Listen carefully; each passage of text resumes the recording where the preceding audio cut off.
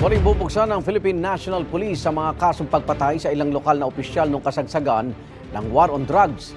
Iimbestigahan naman ng House Quad Committee kung nagamit ba ang confidential funds noong Administrasyong Duterte bilang pabuya o reward sa mga pulis na nakapatay noong drug war. May unang balita si Jonathan Andal. Ang ibinulgar na kalakaran, perang pabuya umano sa bawat napatay sa drug war noong termino ni dating Pangulong Rodrigo Duterte. Ang gustong malaman ngayon ng House Quad Committee, saan nanggaling ang pinamahaging pera?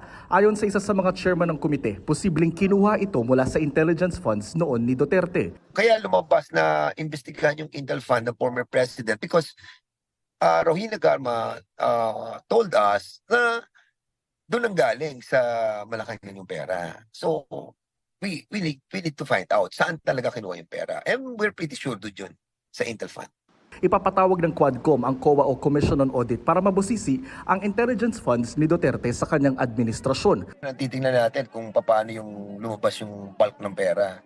Kasi doon sa first 2 months ata, yun nakita namin, parang merong sudden increase From the former president, si Pinoy, tapos suddenly nag-increase yung Intel Fund. From a certain months lang ata, parang medyo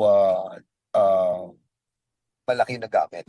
Sa datos na nakalap ng GMA Integrated News Research, 500 million pesos ang confidential at intelligence funds ni dating Pangulong Noynoy Aquino noong 2016. Hati sila dyan ang sumunod sa kanyang si Duterte. Nang ang Duterte administration na ang gumawa ng budget para sa taong 2017 hanggang 2019, lumobo ng 5 beses o 2.5 billion pesos ang Confi at Intel funds. Lumaki pa ang mga ito sa 4.5 billion pesos mula 2019 hanggang 2022. Sumasailalim sa audit ng COA ang mga Confi at Intel funds ng Malacanang, pero hindi sinasa publiko ang detalye ng findings dahil sa posibleng epekto nito sa national security. Kaya ngayon pa lang, tingin ni Fernandez, mahihirapan silang imbestigahan ang Intel funds ng dating Pangulo. Sabi niya pwede nilang gawan ito ng batas batay sa kanilang investigasyon. I think it's high time that we have to strengthen yung policy ng COA natin. Talagang merong gantong abusive intent doon sa paggamit ng Intel Fund to kill people and pay those who perpetrate it, then I think kailangan nating i-tighten up pa yung pagliliquidate.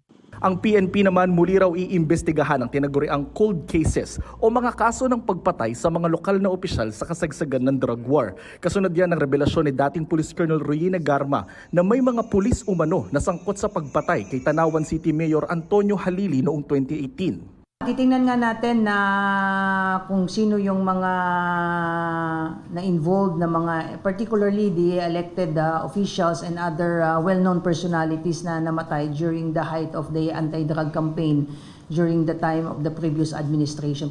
Iniimbestigahan na rin ng PNP ang itinurong police official ni Garma na sangkot umano sa pagpatay kay Halili. Siya si Police Captain Kenneth Albotra na nakatalaga sa Police Regional Office 7 sa Central Visayas. Isang Kenneth Albotra ang nakapanayam ng GMA Integrated News na nagsabing hindi totoo ang alegasyon ni Garma. To be fair to him, although sinasabi niya na hindi siya yung tinutukoy, but definitely he will be questioned with respect to this case po. Itong unang balita, Jonathan Andal para sa GMA Integrated News.